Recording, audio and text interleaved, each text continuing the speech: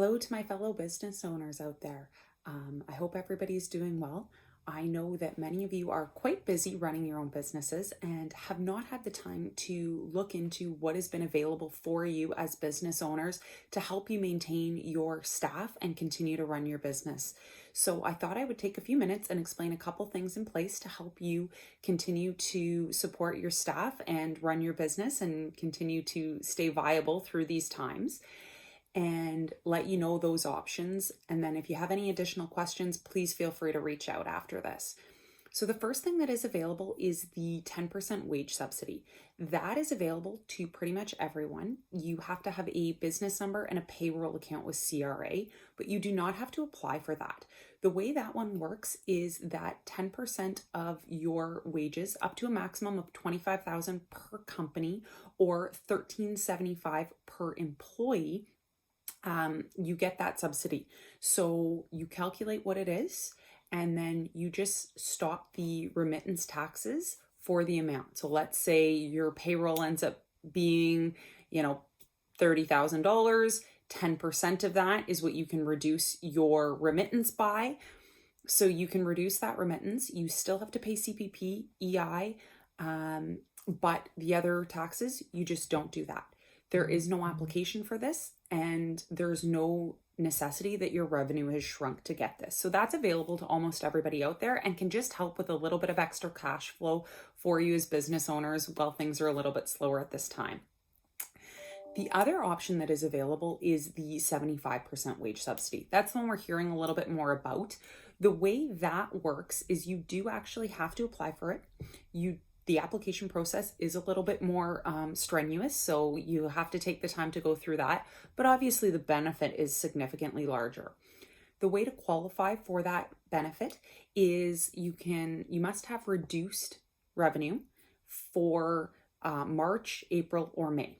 The way it works is in March, you need a 15% reduction. April and May, you need a 30% reduction. And the way that reduction is calculated is one of two ways. You can either calculate based on the revenue you earned in the corresponding month in 2019. So if your revenue in April 2020 is 30% less than your revenue in April 2019, you would qualify. Or you can look at the revenue average you had in January and February, and if there's been a 30% drop from that.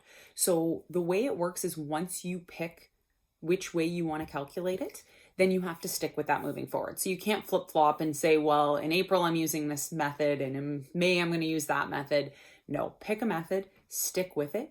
But if you qualify, you fill in the application and you will actually receive 75% of the wages for your employees. There is no cap on the 75% as it stands now, and you can continue to receive that from April, May, and into early June, and we will look to see if they will continue to advance that as measures for staying closed are continued.